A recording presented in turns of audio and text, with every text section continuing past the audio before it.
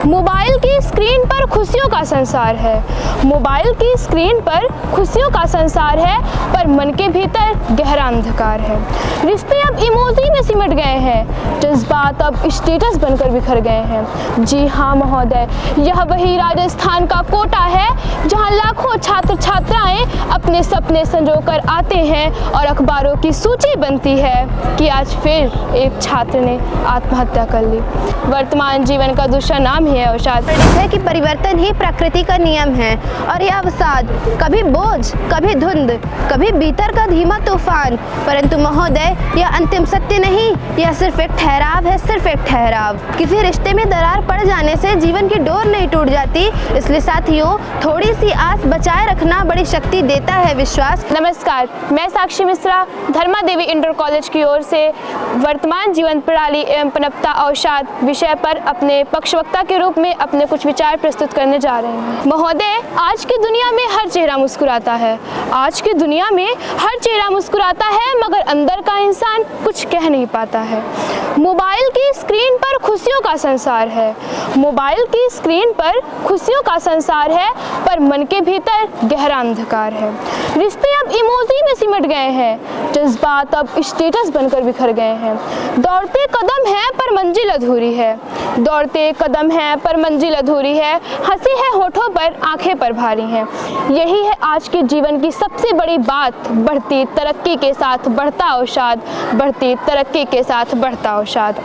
महोदय, अवसाद एक ऐसी मानसिक अवस्था होती है जिसमें मनुष्य बाहर से तो ठीक दिखाई देता है, मगर अंदर ही अंदर वो टूटता चला जाता है।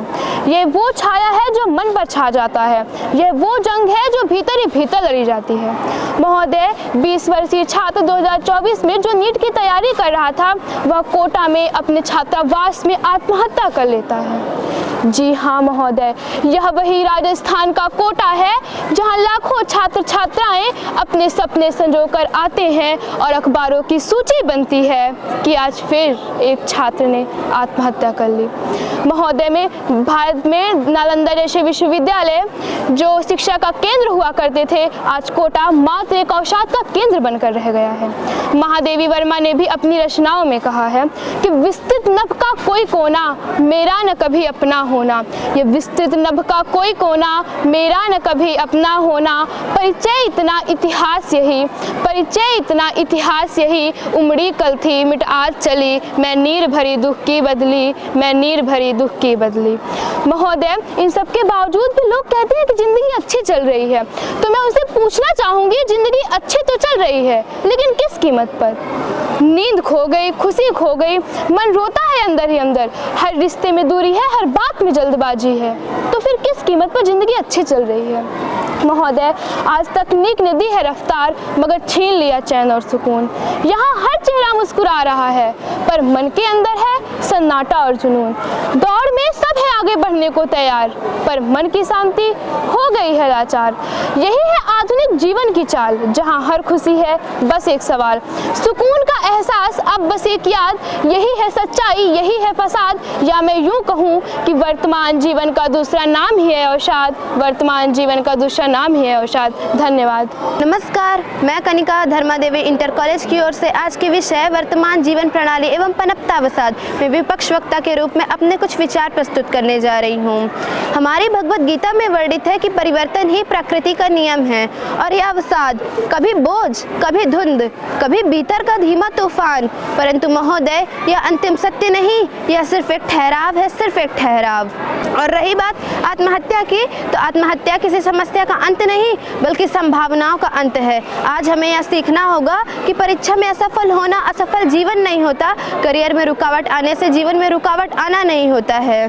किसी रिश्ते में दरार पड़ जाने से जीवन की डोर नहीं टूट जाती, इसलिए साथियों थोड़ी सी आस बचाए रखना बड़ी शक्ति देता है विश्वास। अंधेरे चाहे बढ़ जाएं, पर मन में हो रोशनी का प्रकाश।